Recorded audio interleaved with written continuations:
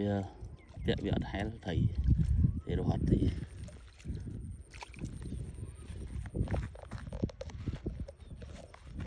វាបាត់នុយកូនត្រីខាញ់ទៅទេហោះពេលដុតភាសាតែឯងថតពេលដុតហើយបានថតឲ្យវាបាត់នុយហ្នឹង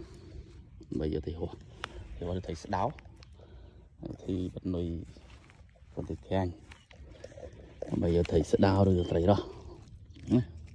បងប្អូនហ្នឹង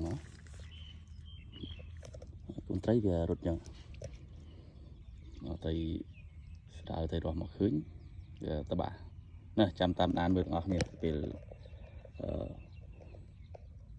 លំឡើង